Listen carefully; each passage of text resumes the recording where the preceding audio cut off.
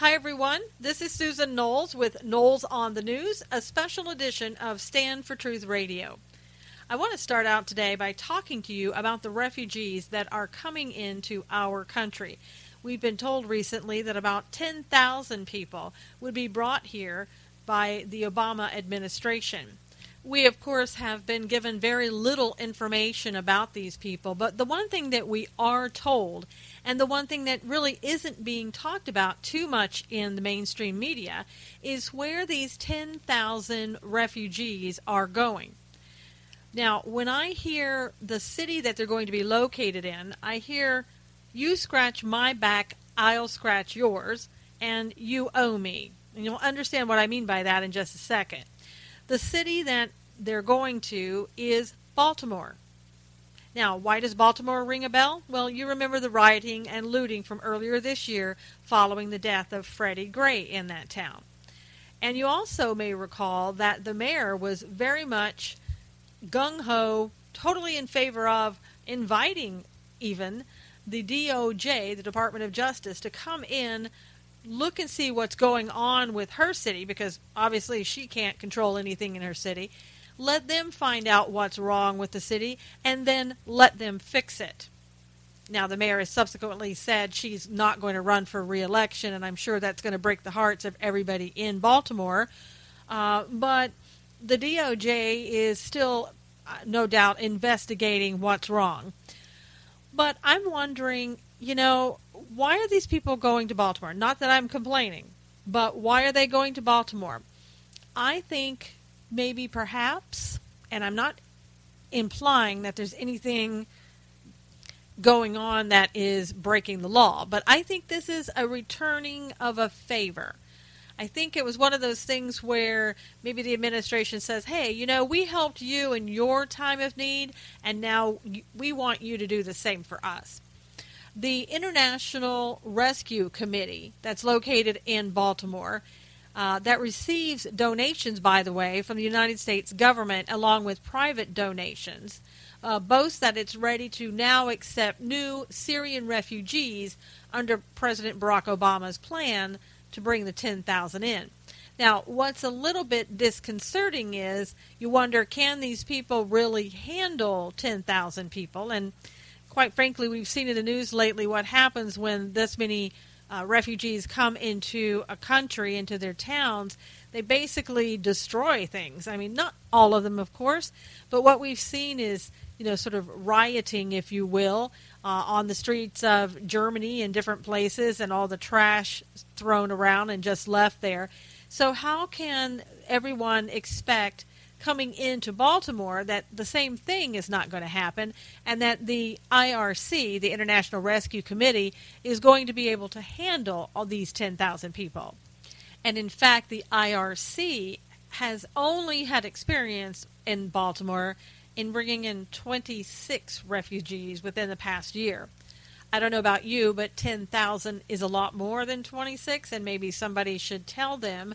But I don't really think it will matter because, again, I think that Baltimore is going to become the testing ground, if you will, for bringing in the refugees into this country. And Obama has already said that, we need to do our fair share and take on responsibility for these people because other countries around the world are doing that. So we need to follow suit. Now, I'm sure that you've heard that many of these refugees are coming from Syria, but if you take a closer look and you look at the United Nations report, you will see that this is clearly not the case. According to the UN, there have been 411,567 arrivals of refugees by sea in 2015, with only 50% of them coming from Syria, and the rest are coming from other countries. The statistics on them include the 72% are men, 15% are children, and only 13% are women. Now, again, we've seen the pictures where we see predominantly males and older males that are supposedly the refugees. And as I've talked about before, this should be a red flag for all of us. And I think that Baltimore can expect to see the same type of percentages coming into their city, which will mean that, approximately 72% of the 10,000 are going to be adult males. Now, we already know that Baltimore has problems. They haven't been able to, properly take care of the looting and rioting that happened in their own city before with, quote-unquote, their own people, which I think some of them were brought in to cause all of the destruction that happened in Baltimore. Not everyone, of course, but I think predominantly those people were brought in to do some harm there. So we're not able to take care of that issue in Baltimore, so we're going to bring in 10,000 more people that could potentially be people who are ISIS themselves. Now, I don't think that the IRC is going to vet these people. It's going to be up to our FBI and, maybe Homeland Security, whatever, whomever, to vet these people. And my guess is that they're not going to do a great job when they do that. And they're just going to hurry them on through. Now, I don't know if you recall, but back in February of 2015, that's earlier this year, a top U.S. counterterrorism official was really concerned and said that, there could be terrorists hiding among these refugees from Syria. Some Republicans also fear then, back in February, that the Syrians joining groups in the region like the Islamic State, that it would be possible for some of these refugees to fly under the radar without being detected as the jihadists that they are. One FBI Assistant Director Michael Steinbach said, you have to have information to vet these people. Now, he's the head of the Bureau's Counterterrorism Division. And he said, databases don't have the information on these individuals, and that's a concern. Okay, so here's my question. What has changed since February of 2015? Absolutely nothing. You and I both know it. There's not a database with these new people's names and information in them. We know that, and yet we're going to allow them in. Now, I'm wondering, why aren't the citizens of Baltimore concerned that they may be inviting terrorists into their already racially weary city? Or are the Baltimore officials maybe quieting the city's concerns because they've been promised help from the Obama administration in the event a problem arises within the city, and perhaps they've also been promised financial support for their city should they allow these people to come in. And the IRC, they're global. They have offices in the United States, multiple offices, and multiple offices around the world. Why is it that they are only, right now at least, bringing 10,000 into Baltimore? Again, I think you have to look at that, and maybe that doesn't concern some people. It does concern me, because it just shows you, if it's true, how much the government is kind of in bed with each other and what they might do. And, the citizens of Baltimore, again, may not even know that this is happening. If it's not out in the mainstream media, it's not on their TV programs, how are they going to know? And if they did know, would they be upset about it? Well, I don't know. We have to get this information out. But if they're displeased with their mayor, and, why shouldn't they be? Is she going to give this 10,000 potential refugees that have some members who are terrorists? Is she going to give them space to destroy as well? Because I think this time, if that's true, that could really do more damage in Baltimore than they've ever seen during the rioting and looting that recently happened there. So I would say, prepare yourselves, Baltimore and America, because Obama wants to bring in and do, again, our fair share. Let's do what all the other countries are doing. Let's just open up the floodgates and let's just bring them in. Some countries have taken in hundreds of thousands, while other countries have allowed in more than 1 million refugees. That changes the landscape of any country. Good, bad, or indifferent, it changes the landscape.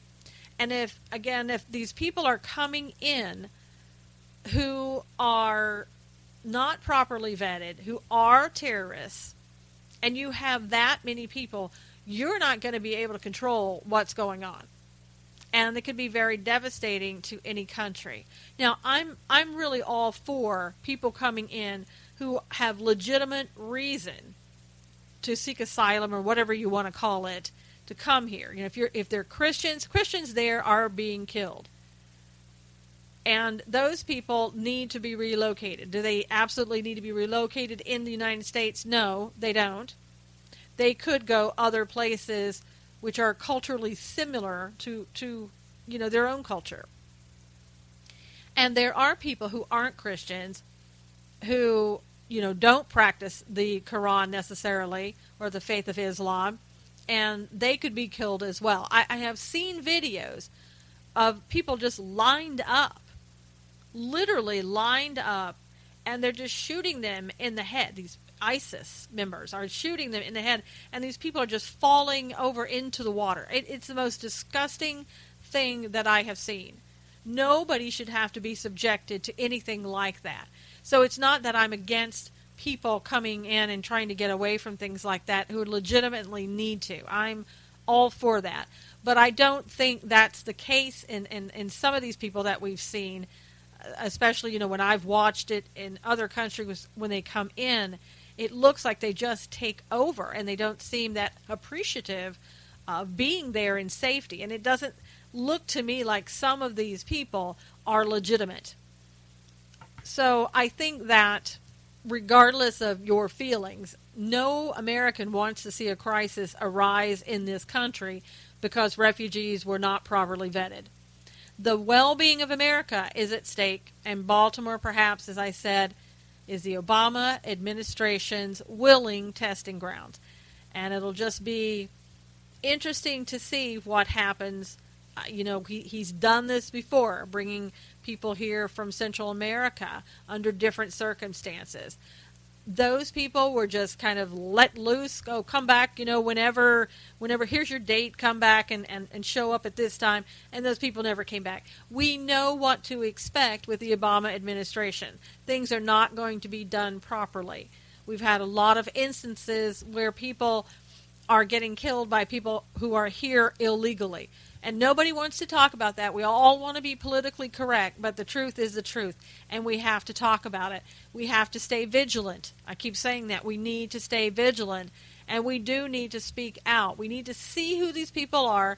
We need to tell our government what we expect for them to do, and we need to start making our government listen to us. It's extremely important. We're running out of time doing otherwise. So everyone's getting geared up for the main event. It's not even a pay-per-view, but it's a main event, and that is the second GOP presidential debate. Is everybody just sitting on the edge of their seats waiting for it? I think it's interesting. They keep coming out saying that Donald Trump still has great numbers, large numbers. He went up from 23% in the first CBS poll conducted before the Fox News debate last month, up to 27%, but here comes Dr. Ben Carson. He rocketed, and this is important, he rocketed up from 6% to 23%. And he also found in the survey, it said that Carson is doing well across demographic groups, edging out Trump among college-educated Republican voters. A lot of people are continuing to still get really excited about Donald Trump. And, I've tried to caution people, and I still want to caution people. The more you put Trump down, if you don't like him, the more it's going to keep him in the public eye that much longer. It sounds like a lot of people are extremely fearful of Donald Trump. Like they're so afraid that he is just like Barack Obama, he's a progressive, on and on and on. And you know what? Maybe they have valid concerns for that. But right now, I think here's the second debate. We've had one debate. Let's wait and see what happens. And what I think needs to happen is this. These candidates who are there, Cruz, Carly, Ben Carson, all of these people, Rand Paul, start stepping up and telling us who you are. And not the same old rhetoric that we've heard. And I think that's why people are so, right now, enamored with Donald Trump. One of the reasons is because he's so, like, I'm speaking out. This is who I am. This is what we're going to do. He's very upfront. He doesn't sound like a politician because he isn't one. And maybe it's time for politicians to start sounding like normal, regular people. And if you're not normal, regular people, well, then maybe there is a problem. Because the Founding Fathers didn't want career politicians to run this country. They wanted everyday, down-to-earth people to step up, love their country, and do what's best. So if you're sounding like somebody who's very sterile, somebody who's very rehearsed, then maybe you need to figure out what's going on. Did something go wrong? Meaning, have you been in Washington so long that now you're starting to sound like a rhino robot? And if that's true, maybe you need to change your strategy. Because it's not working. People are sick and tired of the same old thing. That's why Lindsey Graham, I guess, is he still running? That's why Lindsey Graham is in the bottom on a lot of these surveys. Because, my gosh, he sounds, you could just plug him into the wall, hit play, and you know exactly what he's going to say. He sounds like a career, rehearsed politician. People are tired of it. They want somebody who's real.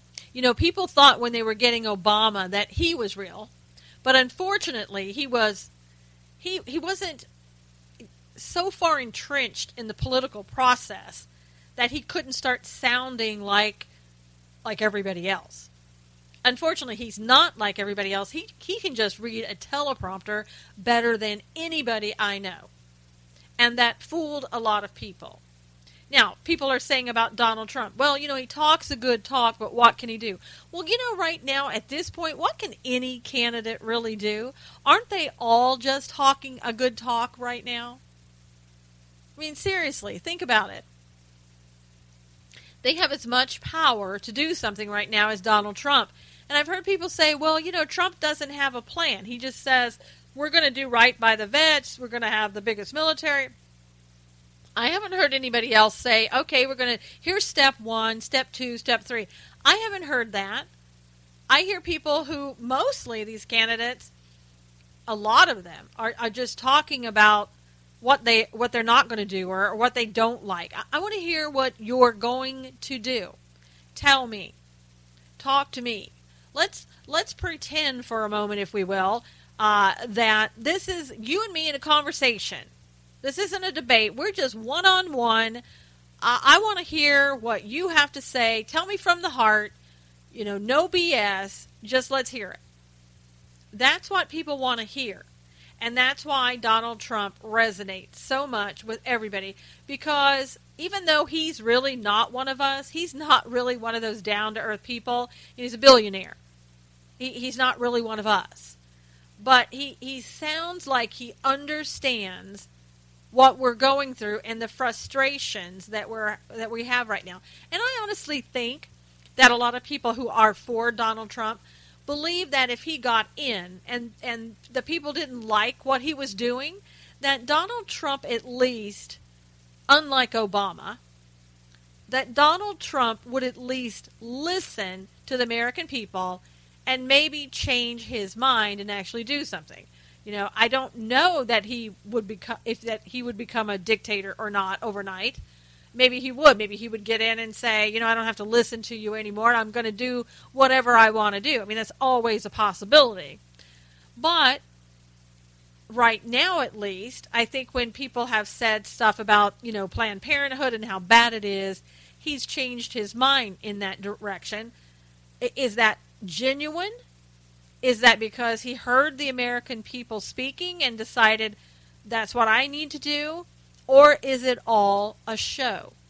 Well, that's what the debates are for. That's what it's time to do right now. Time to listen. Time to learn. Time to look at the other candidates. Are they saying anything different that resonates as well? And people are saying, well, but, he's going to be just like Barack Obama. Well, Barack Obama was so successful because, I'm sorry, we had John McCain and then we had Mitt Romney. Two candidates who sounded like the same tired, old stuff that we've been hearing from every rhino for centuries. I'm exaggerating. But enough already. Enough of the same old stuff. And I hear people saying, oh, we're going to bring Mitt Romney back in. He'll win. Oh, my God, you've got to be kidding me. Mitt Romney had his opportunity. Mitt Romney isn't some, savior that's going to come in. And don't forget, the Christians wouldn't get up and go vote for Mitt Romney. So what makes you think you're going to convince them this time to go vote for Mitt Romney? And Mitt Romney, talk about somebody, if you're worried about somebody changing what they do. Mitt Romney came out in that first debate against Obama, and he just floored him. People were like, oh, wait a minute, we might have something here. They got all hopeful. And then the second debate, second, third, whatever it was, the next debate, oh gosh, you're right, Obama, you're right. Yes, I agree with Obama. Somebody got to him and said, you know what, you were very bad out there now. You should really apologize for that. And we want to see you going out there and be more compromising, Mitt. We want you to get along and reach across the aisle because, John McCain says that a lot, and we really need for you to do that. Oh, my gosh. So we're going to bring Mitt back out. What's Mitt going to do this time? Tell Donald Trump how horrible he is? I mean, to me, that would be the strategy. Let's bring Mitt on, tell Donald Trump how horrible he is so we can knock out a couple of more people in the GOP. Isn't that how John McCain and Mike Huckabee got together and knocked Mitt Romney out the first time? Yes, that's what they did. So what do we want to do? Bring Mitt back in so he can get Trump out so that we can get Jeb's numbers up in the polls? I mean, come on. Let's stop playing games. Let's really start looking at the issues, who can help, who can't. Again, I've said this over and over. One man, one woman, I don't care who they are, they're not going to be able to come in and right this country and turn it around and do what needs to be done all by themselves. We really have been taught, let's wait for the government to do this. Let's wait for the savior to come in, in the form of the GOP or the Dems or whoever they are, to come in and save this country. It's not going to happen. How long do we have to try this before we know that the government is not, let me say that again, the government is not going to save us. We are going to have to do that ourselves. Are we going to have to put someone in the White House? Yes, we do. But we also have to be the ones from now on. We have to stand up. I say that over and over. I get tired of hearing myself say it. I'm sure you get tired of hearing me say it. But look at all of this. I mean, my gosh, we have this 10th video coming out about Planned Parenthood, and we're not out in the streets saying we've had enough. I mean, are you kidding me? Talking about gonads and baby parts and all of this and having Planned Parenthood say in these videos, oh gosh, if this ever gets out, this will be horrible. I mean, are we still going to believe the lie that there are mammograms and other services that are performed there at Planned Parenthood? Are we really not going to listen to the people who worked at Planned Parenthood and said, this is the sick stuff that goes on there? This woman this morning that I heard, Abby Johnson, heard her on the radio. She used to work in Planned Parenthood, worked there for, I think it was like 8 years. How she could have stayed there 8 years, I don't know. But anyway, she in, I believe, 2008, something like that, was awarded like an Employee of the Year. And then she had to help with an ultrasound abortion. where you apparently can kind of see, the baby as the doctor's performing the abortion. And she talked about that. It's like kind of like the first time that she had to do that, where she could really see what was happening. And the doctors, oh my gosh, it's hard to even talk about. But she said the baby was trying to move away from the instrument, as if to knowingly try to save its life. And then, she watches as this baby is kind of ripped apart limb by limb as it goes through this suction canal of this instrument that the doctor uses. I don't know. I have never been in that position as another woman who needed an abortion. I've never gone through that. But, and God forbid that, anything would ever happen to anyone where they were raped or anything like that, that they would have to be in a position to question whether or not they needed an abortion. But I can't believe that this is the choice we would want to make. This is why they don't show women their ultrasounds. This is why no one sees what's going on, and it's not talked about. And now we've got other places.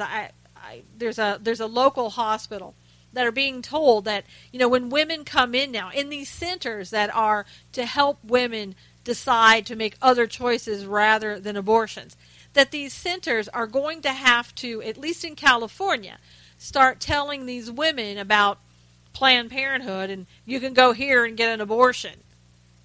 Why? Why is that so?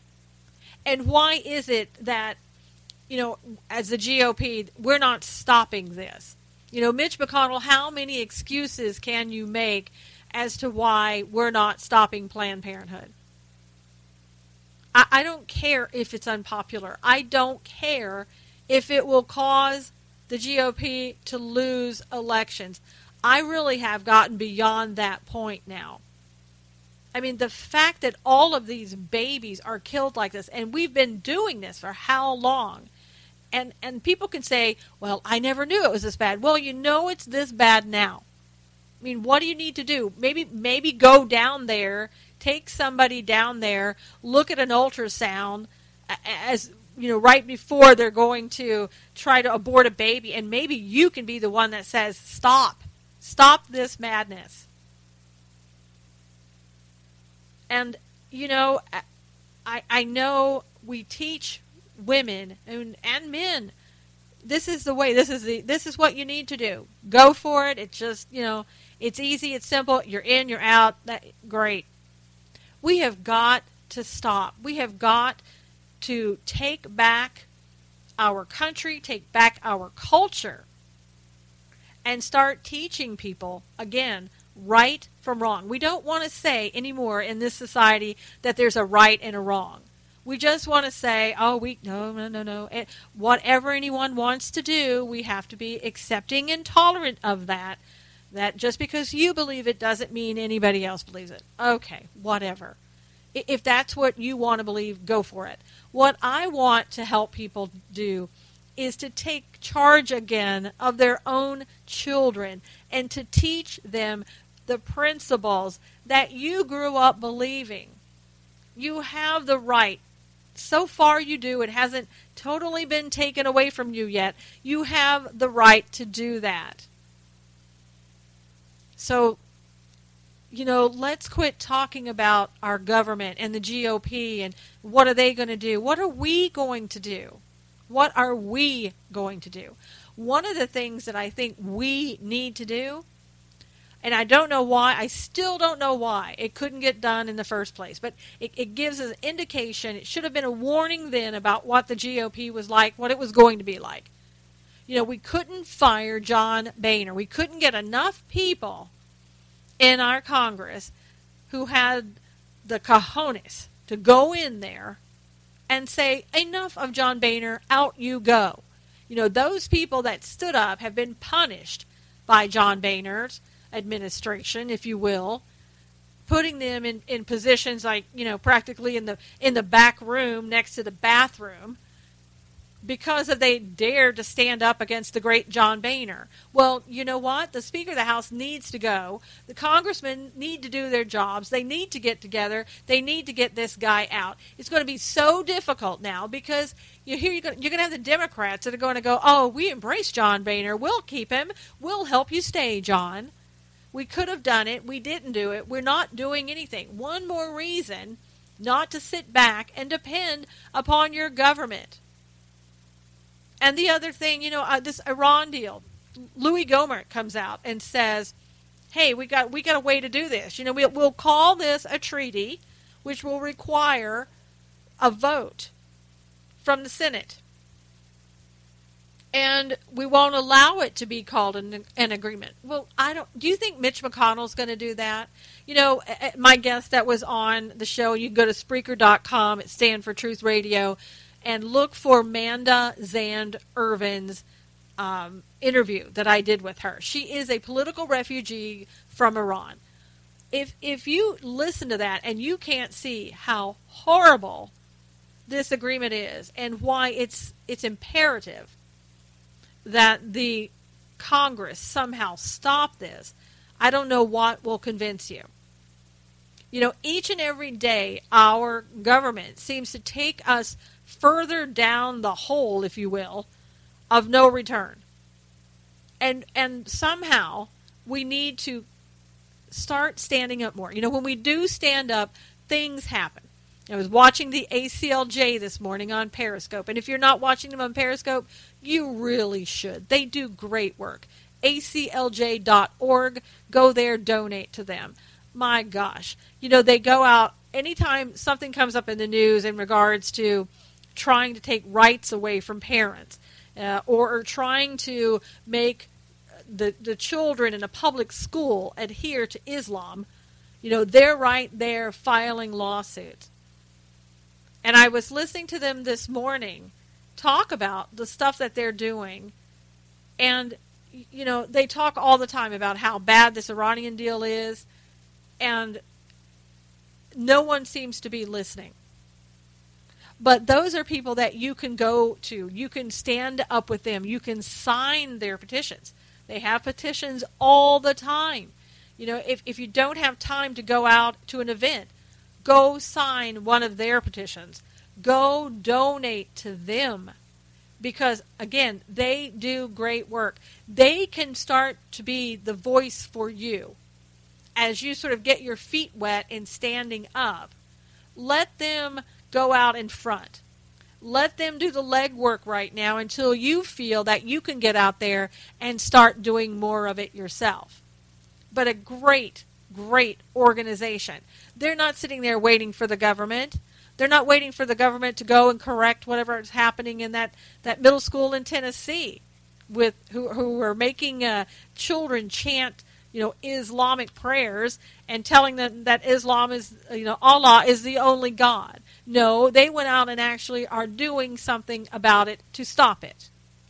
And they are starting to get very close to having that school take back that lesson, that curriculum, if you will, that they were doing on Islam. It's okay to teach about Islam or any other, history or religion, whatever. But no, we're not going to stand by and allow you to indoctrinate our children into other religions. I mean, we can't even have prayer in public school for Christian children. And now some schools at ACLJ were saying even had prayer rugs down and wanting children to pray on those prayer rugs. Oh my gosh. No. We're not going to do that.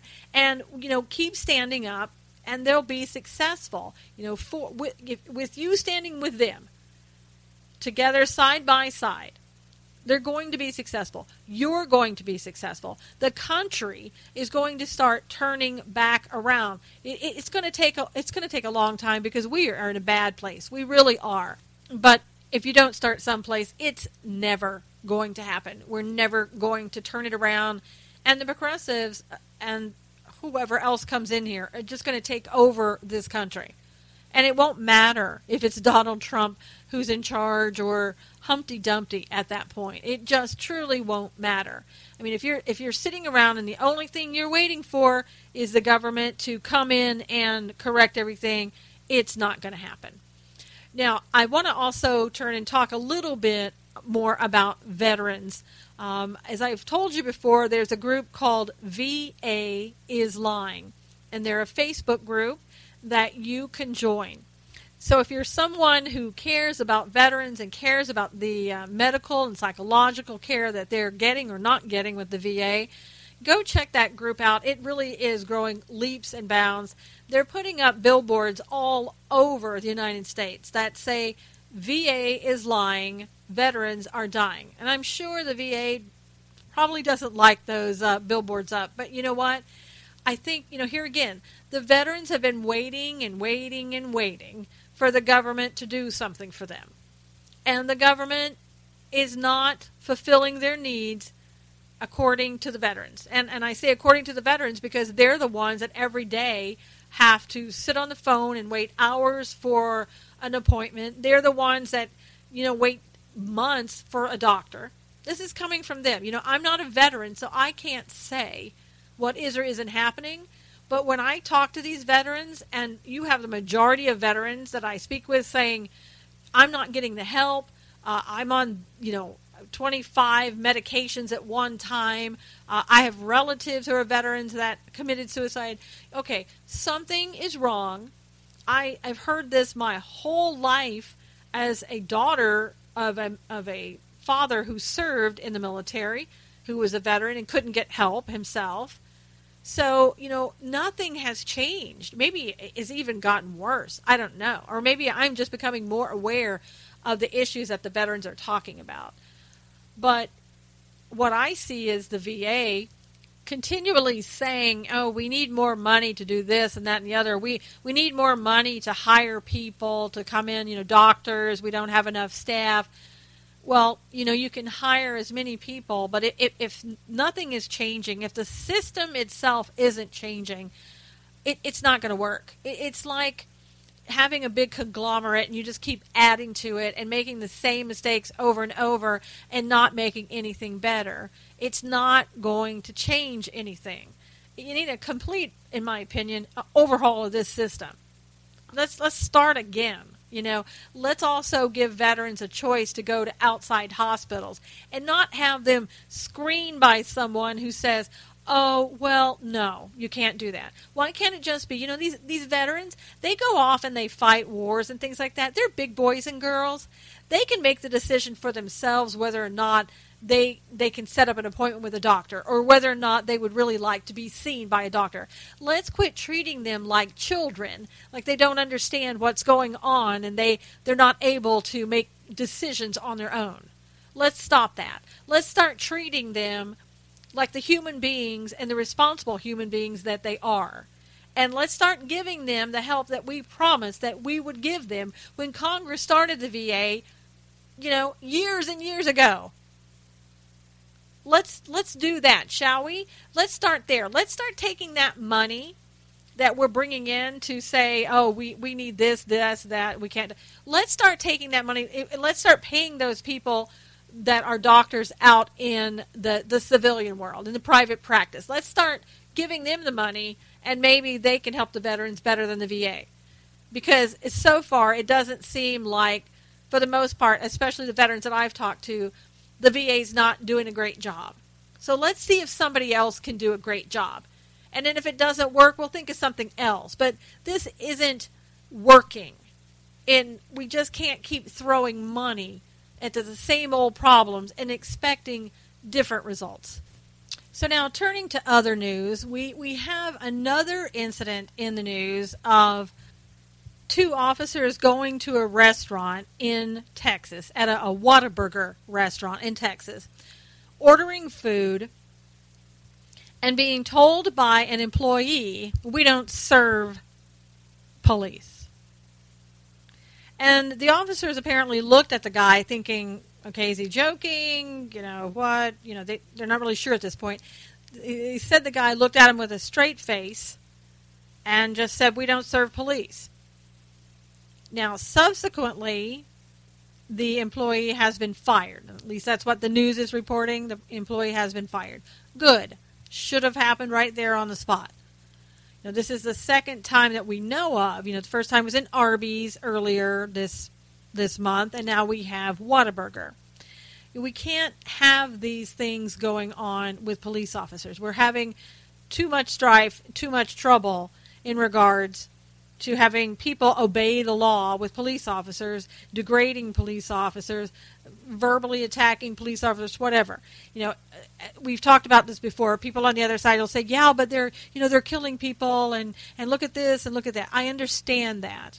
If there's a problem, there's an issue, it needs to be resolved if that's really happening. Every case is looked at, and then a judgment is given, and then it's decided whether or not to press charges, criminally or otherwise, against these police officers if they do something wrong. But we can't have it where the public starts disrespecting police officers and we just fall apart, so to speak. Our whole system will fall apart if we continue this, and if it's continued to go forward. It'll be chaos in the streets. It will be totally disregarding the law. There will be no way to enforce the law. And we've seen what happens. Baltimore, my earlier story, is a good example of what happens when you disobey the law, when you have no respect for the law. So this needs to be stopped. And anybody that ever does that in any restaurant or anywhere else needs to be fired right there on the spot. Now, these police officers are saying, I don't even want to go back to a Whataburger, even though we know the corporation has been nice to police, because we're just concerned that if you're hiring people like that, are they really going to do something to our food? Or, are they going to do this every time and somebody's going to get serious one day and do something else? Who knows? If I were a police officer, what I would say is start packing a cooler with your own food, because at this point, as a police officer, unless I'm watching people make my food, I'm not even sure that you can trust them. We have just gotten so upside down with things that some people cannot be looked at in the same way anymore. And we have a serious problem that needs to be corrected with these police officers not being able to go to a restaurant and be served their food. We make such a big deal about, you have to bake a cake for a gay wedding, but, nobody says anything. When these police go in to get served their food, what is it, we don't have to make food for them now? Why is that? So, again, this is where you and I have to speak up. We have to contact people and talk to them, like these corporations. If they didn't fire this guy, then we seriously need to pick up a phone and call. We need to start campaigning and getting things done. Looking at other news stories, there was recently this week a story of a 14-year-old Texas student accused of bringing to school a hoax bomb, which turns out to just be a clock. But I guess he was arrested, handcuffed, whatever. And immediately, of course, and I should say that the Texas police have decided they're not going to press any charges. Thank God somebody had some, brains to come up with that.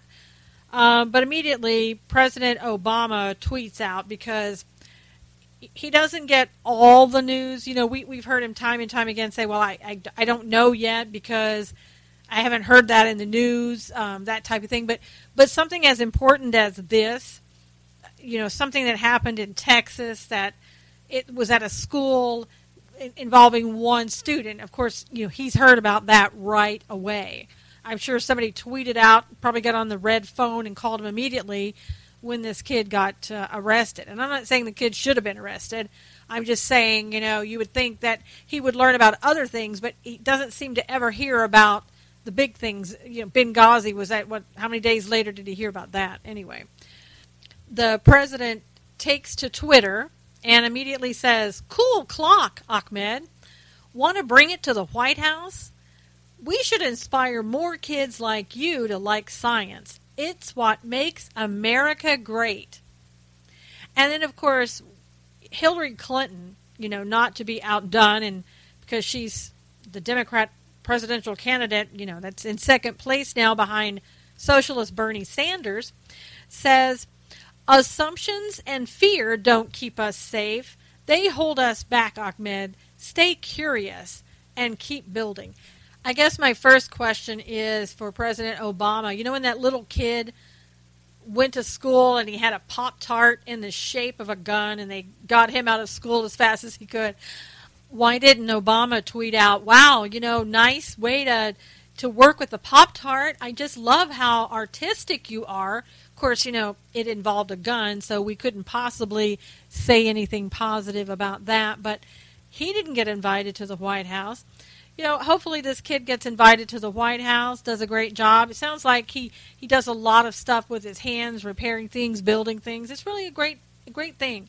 It's unfortunate that we had to use this and what this talent that this kid has and use it for political purposes right now. But does it surprise anybody that that's what happened?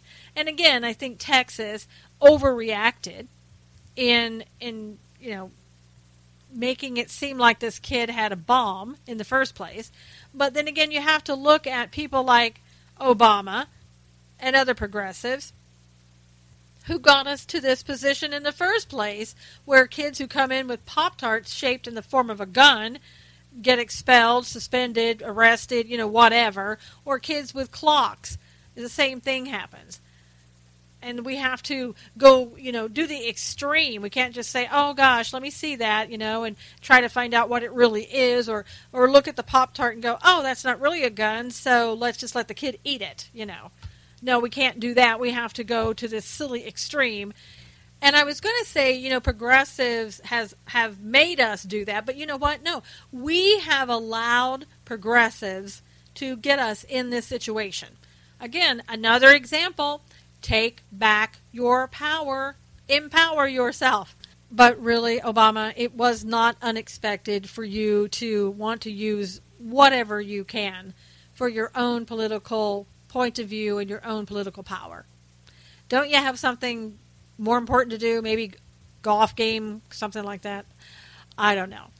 But anyway, good story there. Happy ending. Hopefully we'll have more like that where kids can come to school with guns, and this time nobody will overreact. But unfortunately, in the times that we find ourselves in, people do need to take precautions. Then there's another news item out today, and it's really, I don't know what to think about this. It was reported by, People magazine, so you can take it for what that's worth. The officer, remember in Illinois, the police officer was found dead in the woods, and that prompted a manhunt. They're saying now, and I think he was a father of 5, as I recall. And everybody said, pillar of the community, great dad, sorely missed, now, and just horrible, tragic. And they never did find the guys who supposedly killed him. And this happened back on September 1st, and it was a lieutenant, 52 years old, and he had radioed in that he was being chased, and there were 3 suspicious subjects on foot. And they said that they heard a gunshot before they eventually found the officer's body. And then, as I said, a manhunt ensued. Schools in the area were closed down. Hundreds of officers searched for the killers. But what's coming out in People magazine, and it's such an odd, bizarre twist, they're saying now that there are multiple sources close to the investigation that tell local outlets that it's possible the officer could have taken his own life. Now, the police said that they're still investigating that. And they said basically they're looking into every theory. And in, I guess, the early days of the investigation, officers located 3 men captured on surveillance video who fit the description of the individuals that the lieutenant was pursuing, but those men were ultimately ruled out as suspects and released. And they said, that it's hard to figure out what happened. This guy was a 30-year veteran, an officer of 4. I thought it was 5, but officer of 4. And the police have said they're still looking for 2 white males and 1 black male that I guess the officer had initially described to them. And they're awaiting, the police are, they're awaiting the ballistics results to see if he was shot from his own gun. And I guess one of his sons insists that his dad never once had a single suicidal thought in his life. And if for someone who didn't know him to go out and question that, then also release information that could jeopardize the investigation, my entire family isn't happy. It's just interesting that these allegations are being made. Is that done to, once again, kind of make the police look bad, make them look dishonest? Is there some agenda here that the people who are reporting it are trying to further? Or is it, the truth? It seems so out of character for somebody who's been on the police force for 30 years that they would decide to do that. It's not out of the realm of possibilities, of course, but it just seems so odd, and it seems so bizarre that these allegations would be made. But, when the autopsy is done, the ballistics report comes out, they'll know whether or not that was his own bullet. And I would have to say, he was a police officer of 30 years. He's going to know how that works. And, you would think that he would know that if he fired his own gun and they recovered the bullet from his body, they would know that it came from his own gun. So this story, to me, I'm pretty suspicious of it. Again, it's very bizarre. So we'll just have to wait and see, what the final results are. And I don't know if you recall, it was so rarely mentioned in the news. I heard it, just a little snippet of it one time, and then I never heard it again. But if you may recall, the Abilene, Texas police officer, Don Allen, who was murdered earlier this month, around the 3rd of September, I believe. The officer was bound, gagged, and tortured before he was killed, and anti-cop slurs were written in the officer's own blood in his apartment. Now, we never really heard anything else and a follow-up on that, but I wanted to bring you a follow-up that I have found that, again, I have heard nowhere in the news, and it's something to me that is so important. We if this were anyone else, if this were not a police officer, and this has happened, I think that, you would hear about it in the news, but yet we've heard really nothing. Basically, 2 people have been arrested. Violetta Walter, 30 years old, and Philip Walter, 29 years old, were taken into custody. They were arrested for first-degree felony murder, and they said they linked the suspects to property taken from Don Allen's residence. And additionally, physical evidence was recovered at the scene has linked the suspects to the crime. I mean, again, here we have people now who go in and rob a police officer, and they end up gagging him, torturing him, and before killing him. I mean, again, this is a horrible story. Any way you look at it, we're not talking about it in the news, but I did want to bring you an update on that because I think it's so important that we keep aware of what's going on. Police officers are under attack. There's really no question about it. They really are. And we just need to keep aware of all the stories and follow up on them when we don't hear anything in the mainstream media. And then finally, this story out of London. Reason for parents to hear this. It's so important to really see what your children are watching. Be mindful of that. This is a story of a 16-year-old Danish teen who basically stabbed her mother to death after watching ISIS beheading videos. She's been jailed for 9 years. Seems like a very short period of time for such a horrendous crime. She killed the woman with the help of her 29-year-old Islamist boyfriend in October of 2014. And she was alleged to have stabbed her mother at least 20 times as she slept. So, we're seeing a lot of videos in regards to ISIS, a lot of videos of beheadings, shootings, burning people alive, things like that. Things that children, in my opinion, and teenagers, really should not be watching. It's one thing to kind of understand that there's unrest going on in the Middle East, but to allow children to sit and watch those videos and become basically what I would call desensitized to them is not something that is healthy, and in extreme cases can lead to situations like this story out of London with the 16-year-old Danish girl.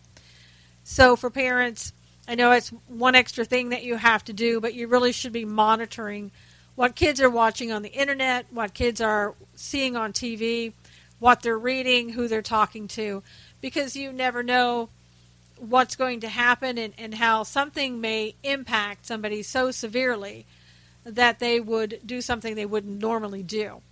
I think we have time for just one more story.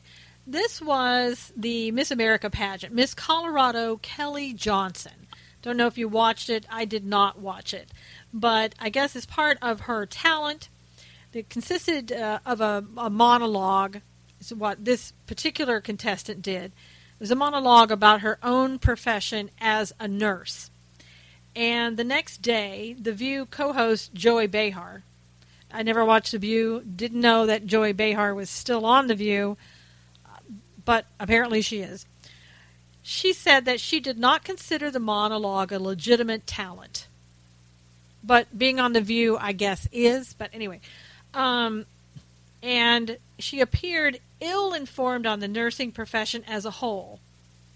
And in particular, she didn't understand part of Johnson's nurse scrubs, asking, why does she have a doctor's stethoscope on her neck? Ay. In any event, nurses were quick to retaliate with a hashtag campaign, Nurses Unite, to support Johnson. Again, we have people like The View trivializing the profession of nurses, the ones that are out there doing incredible jobs, keeping people safe and well. And then we have Joy Behar, who sits there and mocks a profession that she has no business mocking and obviously no understanding of. But again, it's just an example of nurses standing up, speaking out. It's what I've been talking to you about in this program today. Standing up, speaking out, so important. And I guarantee you that Joy Behar won't open her mouth up about nurses again for quite some time. And that's a really good thing. We just have to remember we have a lot of power when we stand together and speak up together. So we just need to continue to do that. We are making progress. Again, it's slow because we've been asleep for quite a while now, it seems. And it's going to take a while to bring this country back around, to start the shift. I do feel a shift. I think you feel a shift too. But we just have to not sit back and say, oh, somebody else is going to take care of it. Somebody else will speak up. No, you are the person that is going to take care of it. You are the person that is going to speak out. I am the person that's going to speak out. Everyone together is going to speak out. And together we do things so much better. We get so much more done. And it is so important that we realize that and that we keep doing it. We have a long way to go, and we've gone a long way off track. And that's why we have so far to go to get things done. But you know what? We can do this. We're very good at what we do. When we put our heads together, when we work together, we have the ability to do such great things when we work together.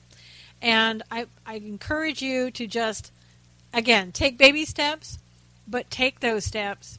One little step at a time is going to get us where we need to go, right back on track, doing what it is that we need to do and that we know how to do. We're not helpless. We've been made to feel that way for a very long time, but we've depended too much on this government and waiting for the government to do what we can do ourselves. I hope that you will go to Spreaker.com, look up Stand for Truth Radio, follow me on Spreaker so you can get all of my posts, and I hope that you listened every time to my Knowles on the News.